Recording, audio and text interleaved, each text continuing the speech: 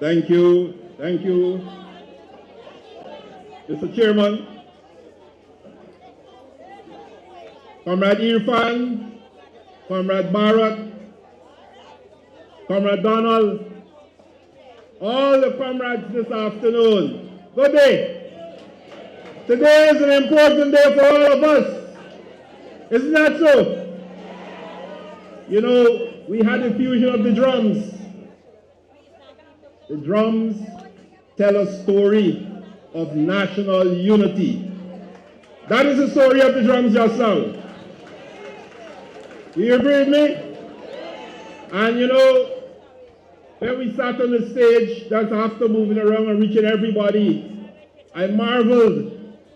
I commented to His Excellency that we have a larger crowd today. Isn't that so?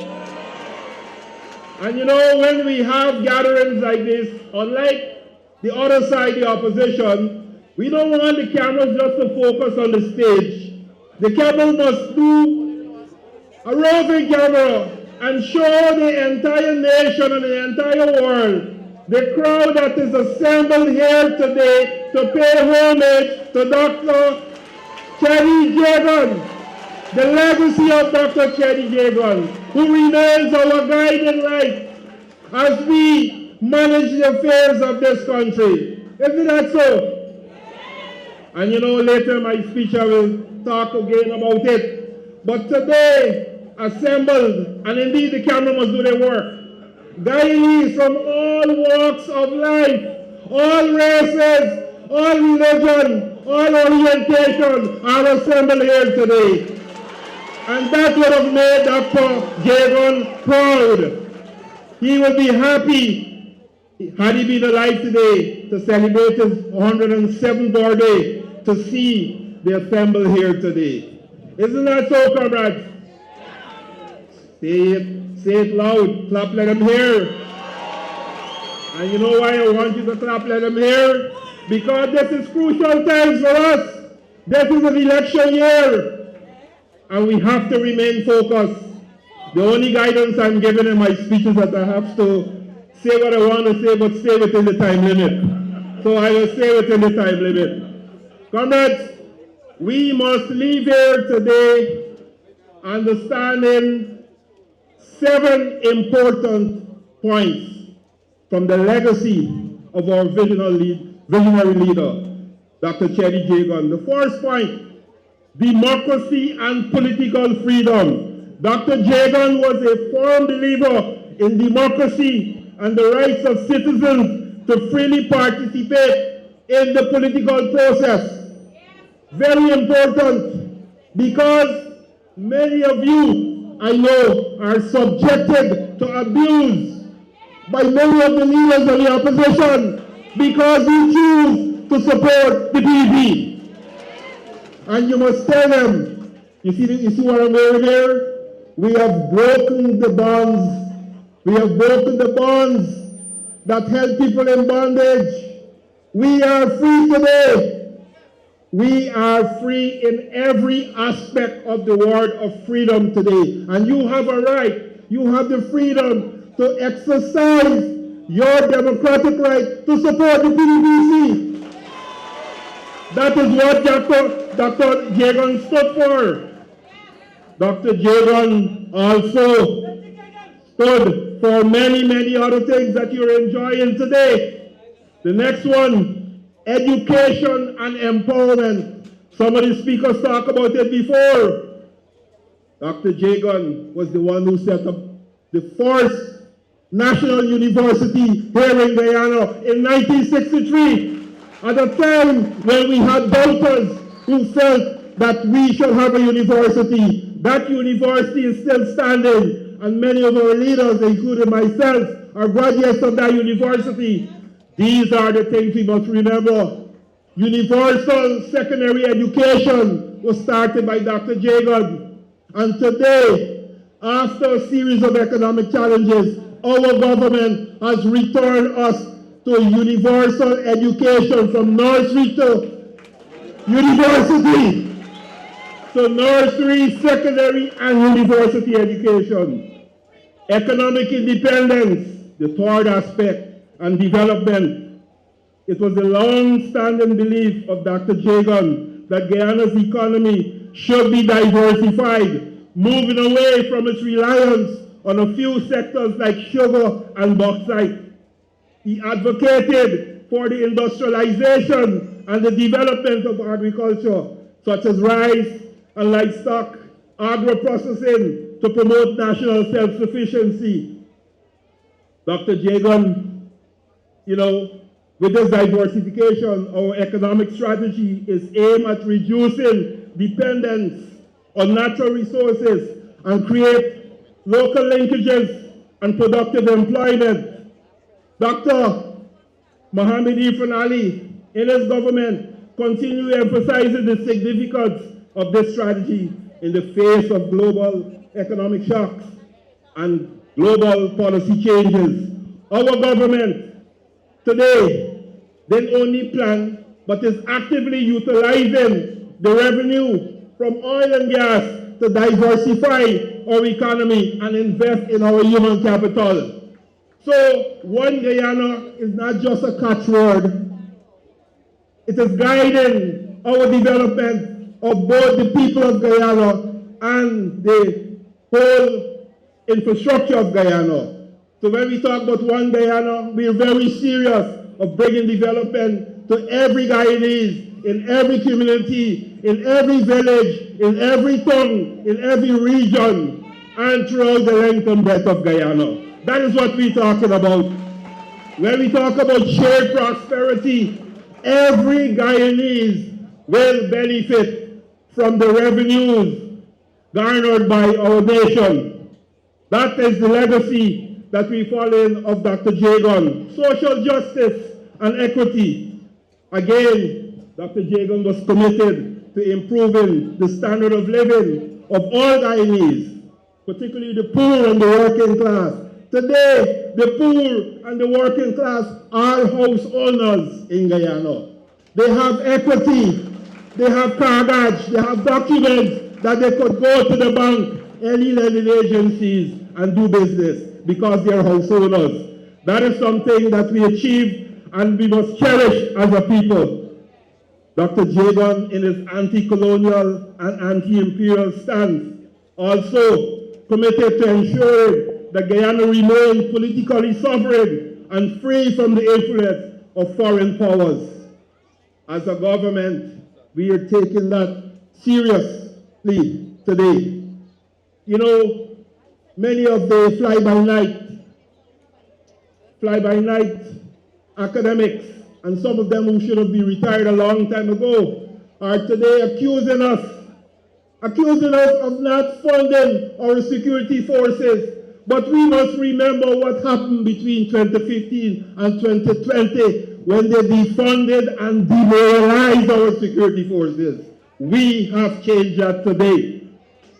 In keeping with the legacy of Dr. Jagan, that all sectors of our economy must benefit and sovereignty of our nation must at all times be upheld. Equality for all Guyanese. He sought to create a more egalitarian society where we believe that the wealth of the nation should be redistributed to the working class with a focus on welfare of the working class. Ladies and gentlemen, we are building hospitals for free medical services to all the people of Guyana. We are building schools, primary and secondary schools, for free education to all our children. We building infrastructure not only to attract foreign direct investment, but to improve the lives and livelihood of all of you here. You go to your streets, in your villages, some of the roads were dirt roads, some were sand. During the rainy summer tracks, during the rainy season, you have to deal with mud. During the dry season, you have to deal with dust in your nose. Today, you have concrete roads, you have asphalted roads, and that will continue until every community gets the roads and services that they need. I think that's not all in terms of bringing social justice, equity, and unity for our people and freedom in Guyana. Dr. Jagan had a profile on the international stage with his new global human order, which was adopted by the General Assembly of the United Nations on November 24th, 2000. The new global human order promotes a global partnership for peace and development. It calls for mutual respect, democratic governance, and popular participation to address development challenges, eradicate poverty, and reduce disparities within and among countries. Ladies and gentlemen, these are the things that we enjoy today, all as a result of the legacy of Dr. Jagan. And these are the things that we continue to struggle on the international scene to ensure many other countries have similar benefits for the people. Very important. But you know what? The struggle is real and the struggle continues. Don't let us fall into some false sense of security. The powers that be, the opposing forces, are continue to fight to wrest power from you, who ensure that you democratically elected the PDPC to government. You know, one time they talk about barometrics, and then when they're told that we already have barometrics, it's now talking about enhanced barometrics. You know, so from one thing to the other, they're struggling to wrest power, but we know what happened. We created a framework for democracy to prevail in Guyana. They won the elections in 2015. They ruled from 2015 to 2020, and they took this country backwards in all regards, including the democratic progress that we made. Because they lost the election in 2020, and for 5 months they held on to power illegally. But we put up a fight, and you know what? That fight remains real, as I said before, because the destructive forces are at it again with many disruptive actions as we lead up to our elections. So we have to remain firm. We have to remain focused in terms of our defense of democracy in Guyana. Very important. And our youth, and I'm happy that many of our youth are here, you have an important role to play. We will facilitate activities and opportunities for youth empowerment, but the youth must take their position in leadership, in development, and in the struggle to defend democracy in Guyana. Very important. So youth don't stay in the background. You could continue your education, benefit from all the free opportunities, but you have an active role in defending democracy in Guyana, in keeping with the legacy of Dr. Jagan. Today in Guyana, women, indigenous people, our youth all play an active role in politics at all levels, the local, the regional, and the national level. And this is one thing that Dr. Jagan would be proud of, that our General Secretary has ensured that this happens, and happens in a real sense, for all Guyana to benefit and to participate in the development of Guyana. Citizen participation is very important for us as we pursue and deepen this democratic path. Very important. And again, thanks to our General Secretary for his leadership in that regard. The PDP, today remains the only national political party where you have women, you have indigenous people, you have African Guyanese, you have youth, and you have the aged like myself in leadership positions. Round of applause to that. Somebody mentioned that age is experience. I'll take that. However, we must ever be vigilant in our efforts to defend democracy and the will of the people. Very important. We must not forget what happened between 1968 and 1992. The years of struggle by Dr. Jagan, who at no time decided that he will withdraw or he will retire. He struggled until the end, and in 1992, we saw the return of democracy in Guyana.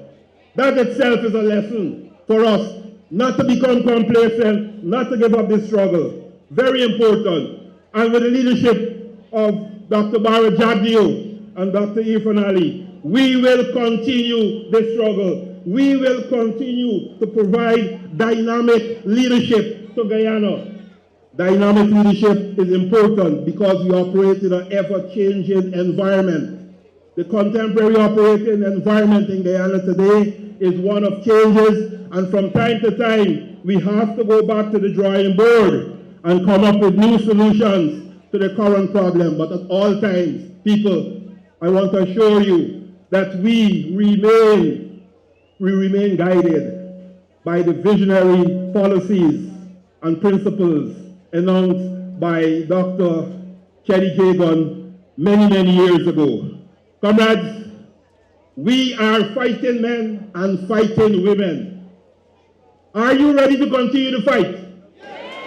Are you ready to continue to fight to defend democracy, to defend the sovereignty of Guyana, to ensure that social justice continue in our country, to ensure that development comes to every community in our country? That is what we would like to lead, and that is what we would like you to accompany us in. Very important. I think my time is running out. But you know what? Let us not give up the fight. Let us fight against racism. Let us fight against division in our communities. Let us fight against corruption. And let us continue to keep the vision of Dr. Cheddi Jagan alive. Thank you very much.